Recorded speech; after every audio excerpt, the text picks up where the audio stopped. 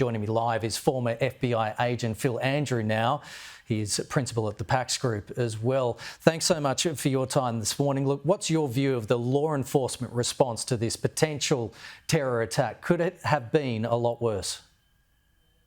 There's no question. It sounds like there were pre-planted explosive devices, as well as a lot of preparation that went in by this attacker to have a lot more mayhem than we have seen, even as tragic as this is.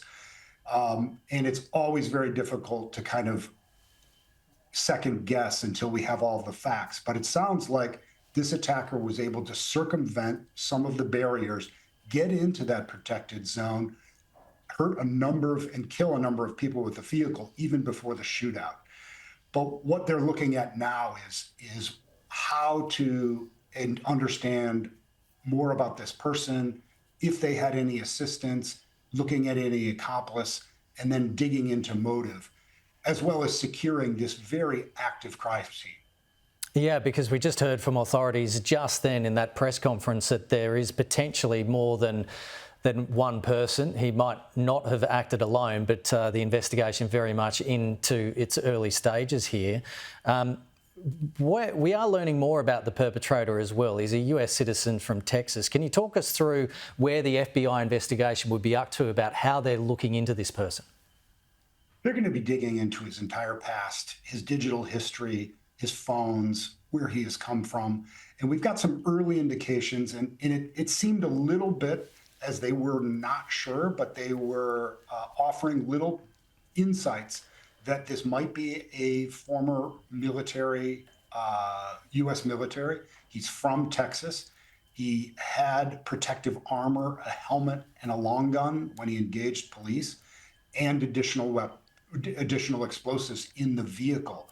So it follows a pattern of folks looking for a vulnerable target, a soft target that has a lot of people, but their background, there's something went wrong and they were radicalized, either by a message externally or by some connection with some formal terrorist organization. And that investigators will be unraveling. Phil, this is just 10 days after the German Christmas market attack. How difficult is it for intelligence authorities to prevent attacks like this? These are challenging, and this falls back really to that frontline security and the crisis and management planning that goes into this. New Orleans is no stranger to large events. It sounds like this person had a plan for circumventing some of the barriers.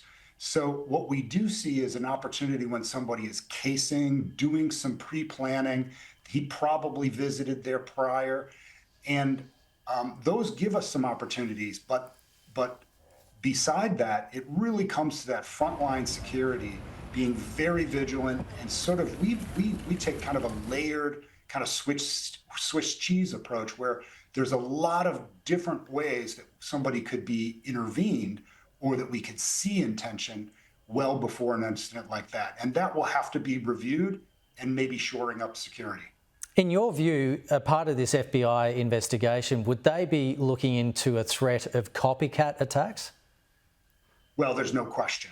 And because we saw one in Germany, we saw one in 2021 in Wisconsin, Milwaukee, where a Christmas parade was attacked. This is also a means that was used in Asheville, North Carolina during a protest. So using a vehicle and then being prepared for a secondary and third attack is not something that law enforcement is unfamiliar with. It is a question of that layered security and prevention. Phil Andrew, I really appreciate you bringing your expertise to this program this morning in what is a terrible day in the US. Thank you very much.